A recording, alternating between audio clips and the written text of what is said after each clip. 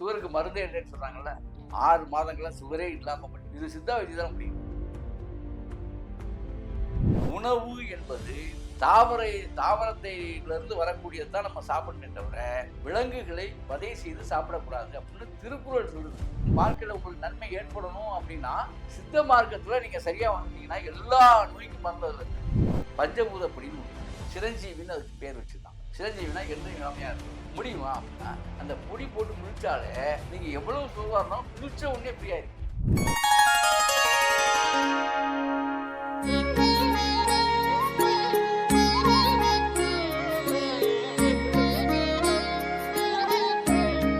Sri Varahi TV நேயர்களுக்கு வணக்கம்.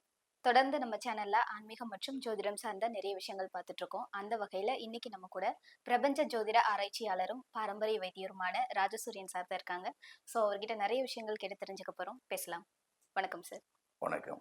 Varahi TV மெய்யன்பர்களுக்கு உங்கள் பாரம்பரிய வைத்தியர், பாரம்பரிய பிரபஞ்ச ஜோதிட ஆராய்ச்சியாளர் உங்கள் ராஜசூரியன். அன்பு வணக்கம். அற்புதம், ஆனந்தம் மெய்யன்பர்களே. இப்போ தனுஷ் படம் ஒண்ணுல வந்து 3ன்னு சொல்லிட்டு அதுல வந்து தனுஷ் காது கிட்ட போய் ஏதோ ஒரு பேயோ ஏதோ ஒரு ஒரு விஷயம் செத்துரு செத்துரு செத்துரு அப்படின்னு சொல்லும். அவரும் சூசைட் பண்ணிப்பாரு. ஸோ இந்த மாதிரி டிப்ரெஷன்ல இருக்கிறவங்க அதுல இருந்து வெளியில வர்றதுக்கு சித்த மருத்துவப்படி ஏதாவது பச்சிலைகள் இருக்கா? நல்ல விஷயம், நல்ல கேள்வி கேட்டீங்க. சித்தா வைத்தியத்தை பொறுத்த வரைக்கும் பிறந்ததுக்கு அப்புறம் என்னென்ன விஷயங்கள் உங்களுக்கு வந்திருக்கோ அனைத்துக்குமே மருந்து உண்டு. அதில் வந்து மருந்துங்கிறத விருந்தாக சித்த வைத்தியம் கொடுக்குது. அதான் உண்மையும் கூட. பிறந்ததுக்கு அப்புறம் நீங்கள் தாய் வயிற்றை விட்டு வெளியே வந்ததுக்கப்புறம் உங்களுக்கு எந்த நோய் வந்திருந்தாலுமே, ஆனால் பிறவியிலேயே இருக்கிற நோயை மட்டும்தான் சித்தாவில் தீர்க்க முடியாத தவிர சித்தர்கள் சொல்லி கொடுத்த விஷயப்படி நான் முறையாக வைத்தியம் பார்த்தோம்னா, இப்போ நான் பாரம்பரிய வைத்தியர், முறையாக நம்ம எந்த நோயாக இருந்தாலும் சரிதான் வைத்தியம் பார்த்தீங்கன்னா முறையான வைத்தியம் பார்த்தால் கண்டிப்பாக அந்த நோயை தீர்க்க முடியும். பிறந்ததுக்கப்புறம் எந்த நோய் வந்தாலும் சரி, அது சுகராக இருக்கட்டும், சுகருக்கு மருந்தே இல்லைன்னு சொல்கிறாங்கல்ல, 6 மாதங்களா சுகரே இல்லாமல் பண்ணிடும். இது சித்தா வைத்தியம் தான் முடியும். ஏன்னா சித்த வைத்தியத்தில் அதுக்கான வாய்ப்புகள் 1000% இருக்கு. அந்த மாதிரி கியூர் ஆனவங்க யாராவது நிறைய இருக்காங்க. யாராவது இல்லை, நிறைய இருக்காங்க. அந்த மாதிரி மருத்துவங்கள் நம்ம பண்ணிட்டு இருக்கோம். அதே மாதிரி இந்த குழந்தை இல்லாதவங்க, அந்த கர்ப்பப்பை பிரச்சனை, இதை வந்து எடுத்துடணும் அப்படின்னு சொல்லுவாங்க. கர்ப்பப்பை எடுக்க வேண்டிய அவசியம் இல்லைன்னு சித்தா வைத்தியம் சொல்லுது. சித்த வைத்தியம் என்ன பண்ணுதுன்னா அந்த கட்டிகளை பச்சிலை மூலமாக கரைக்கலாம். ஹார்ட் பிரச்சனை, அதை ஆன்ஜியோ பண்ணிட்டாங்க. அதுக்கு வந்து உடனே வாழ்வு பிரச்சனை, உள்ள ஒரு சின்ன மைனர் ஆப்ரேஷன் பண்ணணும் வேண்டியதில்லை. எங்கெல்லாம் அடைப்பு ஏற்படுதோ அதை வந்து நம்ம பச்சிலைகளே தீர்த்து வைக்கும். தொடர்ந்து சாப்பிடும்போது சித்தா என்ன சொல்றதுன்னா ஆப்ரேஷன் வேண்டாங்குது சித்தா. அப்புறம் வந்து இந்த தொழுநோய், இதை விட எண்ணி நடங்காத நோய்கள்லாம் நிறைய இருக்கு. அதே மாதிரி இது புற்றுநோய். அப்ப கேன்சர் வந்து என்ன விதமான கேன்சரா இருந்தாலும் சரி, மருந்தே இல்லை அப்படிலாம் கிடையாது. நான் என்னன்னா எப்ப மருந்து இல்லாம போகுது தெரியுங்களா?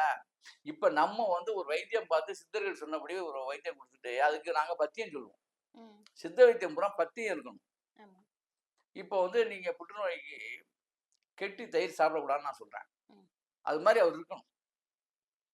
கர்ப்பப்பை குற்றத்துக்கு வந்து நீங்க எந்த காந்தம் பண்ணிட்டு மாமிச உணவுகள் சாப்பிடக்கூடாதுன்னு நான் சொல்றேன். அவங்க அந்த மாதிரி இருக்கணும். இந்த மாதிரி என்ன பத்தியம் விதிக்கிறோமோ அதன்படி இருந்தா அந்த மருந்து வேலை செய்யும்.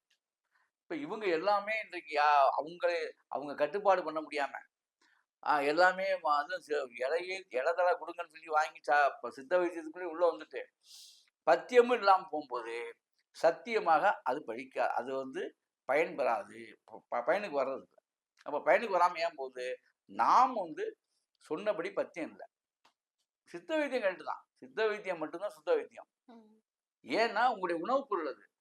இன்னைக்கு நீங்க சாப்பிட்ற அடிப்படை உணவு, அது எந்த நாட்டுக்காரனா வேணாலும் இருக்கட்டும் உலகத்துல. இங்க ஒரு உண்மையை பதிவு பண்றேன், இது எல்லாத்துக்கும் போய் சேர்த்த அந்த விஷயம். தாவரங்கள் இல்லாம மனிதன் வாழவே முடியாது. உண்மையா பொய்யா? வெளிநாட்டுக்காரன் ரொட்டி சாப்பிட்றான், கோதுமை ரொட்டி. கோதுமை எங்க இருந்து வருது? நம்ம ஆளுக்கு ரைஸ் சாப்பிட்றான், அது எங்க இருந்து வருது? எல்லாமே மண்ணிலிருந்து வரக்கூடிய தாவரத்தில். நீங்க அதை பிரெட்டா போட்டுங்க, என்ன வேணாலும் போடுங்க, அடிப்படை மூலக்கூறு எங்க இருந்து வருது? ஏதோ ஒரு தானியமாக இருக்கும். ஏதோ ஒரு எண்ணெயா இருக்கும் வித்து. ஆக மொத்தத்துல வந்து தாவரம் இல்லாமல் நாமே தாவர உண்ணி தான் நம்ம. ம். நான் மாமிச உண்ணி அல்ல. இதுக்கு அடிப்படை நிறைய நான் முன்ன பேசியிருக்கேன். இப்போ சொல்லிடுறேன். திருக்குறள்ல இருக்கு. அந்தணர்கள் ஐயர்கள் சொல்லல. திருக்குறள்ல தமிழன் சொல்லியிருக்கான். பாடல் இருக்கு. 10 அதாவது தனியாக அவர் எழுதியிருக்காரு. திருவள்ளுவரே எழுதியிருக்காரு.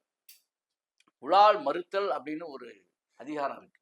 அதுல வந்து ஐயா வந்து 10 பாடல் சொல்றாரு. ஆக மனிதனுடைய வாழ்வியல் உண்மை என்ன அப்படின்னா, வாழ்வியல் நெறி என்ன அப்படின்னா, உணவு என்பது தாவரத்திலிருந்து வரக்கூடியதுதான் நம்ம சாப்பிடணுமே தவிர, உயிர்களை வதை செய்து, விலங்குகளை வதை செய்து சாப்பிடக்கூடாது அப்படின்னு திருக்குறள் சொல்லுது.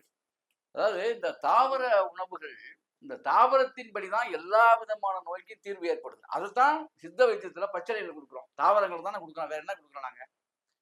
அப்ப தாவர உண்ணி தான் நம்ம. அப்ப இந்த தாவர உண்ணியான மனிதனுக்கு அதனால சித்தர்கள் வந்து பச்சளையை கண்டுபிடிச்சு வச்சாங்க. ராஜசூரியன் கண்டுபிடிச்சது கிடையாது. நம்முடைய முன்னோர்கள் தாத்தாக்கள் சித்தர்கள். அப்ப இந்த சித்தர்கள் வந்து ஒவ்வொரு நோய்க்கும் இந்த மருந்துன்னு சொல்லி கண்டுபிடிச்சாங்க. அவ்வளவுதான். அவங்க அந்த தியரி கரெக்டா இருக்கு. உங்க வாழ்க்கையில உங்களுக்கு நன்மை ஏற்படணும் அப்படின்னா, சித்த மார்க்கத்துல நீங்க சரியா வந்துட்டீங்கன்னா எல்லா நோய்க்கும் மருந்து அதுல இருக்கு. சவால் விட்டு சொல்லுவாங்க. உண்மையும் கூட. நீங்க உங்க மனக்கட்டுப்பாடு அங்க என்ன வேற ஒண்ணும் கிடையாது. இப்ப ஆங்கில மருத்துவ சித்த வைத்தியத்துக்கு என்னன்னா, ஆங்கில மருத்துவத்துல கண்ட்ரோல் கிடையாது.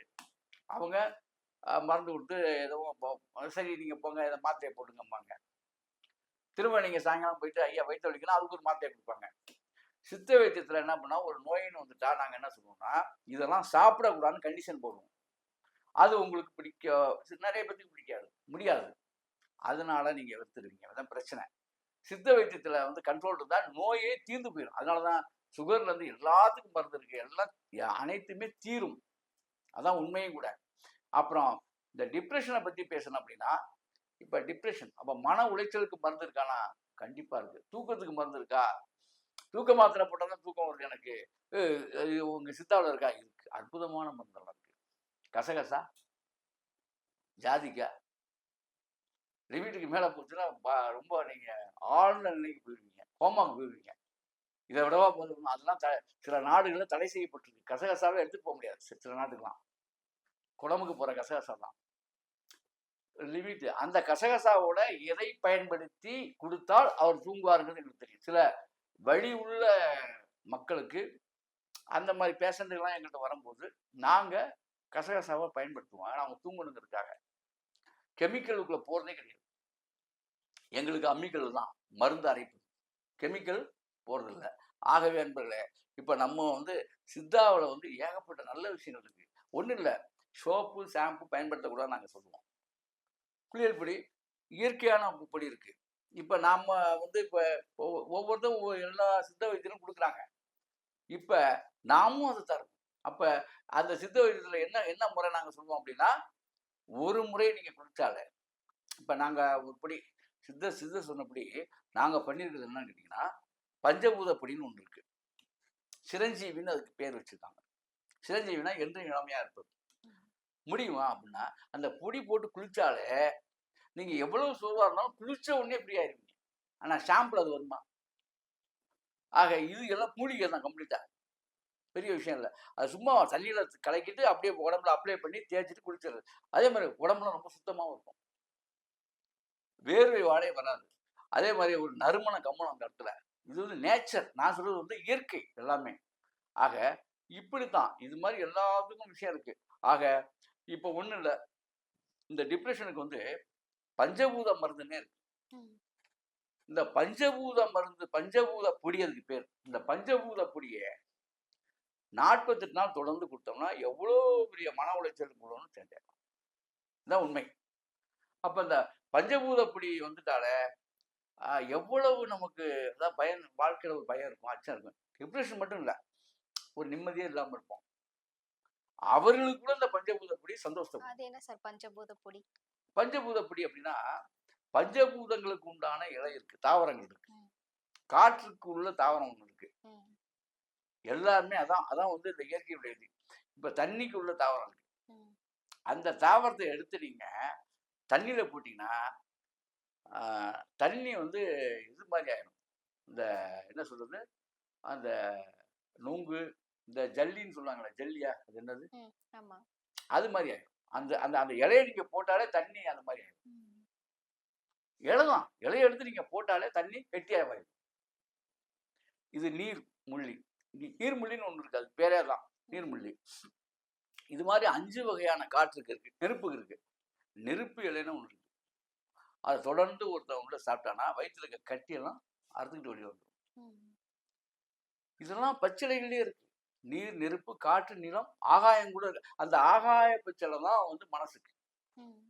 அந்த ஆகாய பச்சிலையை நம்ம எடுத்து சாப்பிட்டோம்னா நம்முடைய எப்போதுமே நீங்க சந்தோஷமா இருக்கலாம், எதுக்காகவே கவலைப்பட மாட்டீங்க. அது மாதிரி இருக்கலாமா, தப்பு இல்லையான்னு நீங்க கேட்கலாம். ஏங்க, ஒரு மனுஷன்னா அழுகிறதுக்கு அழுகணும், சிரிக்கிறது சிரிக்கணும், முட்டாள்தனமா எதுக்கு எடுத்தாலுமே நீங்க தைரியமாவே இருந்தா மனுஷனாங்க அப்படின்னு ஒரு கேள்வி நீங்க எழுப்பலாம். அப்படி அல்ல. எவ்வளவு பெரிய பிரச்சனையை எதிர்கொள்ளக்கூடிய ஆற்றலை இந்த உலகத்தை நீங்க வளர்த்துக்கிட்டா மட்டும்தான் உங்களுடைய நோக்கத்துல நீங்க ஜெயிக்க முடியும், ஆக்கப்பூர்வமான வேலைகளில் வெற்றி அடைய முடியும். ஆக அதுக்கு வந்து இந்த ஆகாய பச்சலை வேலை செய்யும். அதனாலதான் இந்த பஞ்சபூத பச்சலைகளை வச்சு நாம அதெல்லாம் பண்றது. இதெல்லாம் நான் வந்து பாரம்பரிய வைத்தியரா இருக்கிறதுனால இந்த விஷயங்கள்லாம் பேசுறேன் ஈஸியா. ஏன்னா அனுபவமும் அது இருக்கிறதுனால. இது சராசரியாக புத்தகத்தை படித்து விட்டு வர்றதுனால அது வந்துடாது.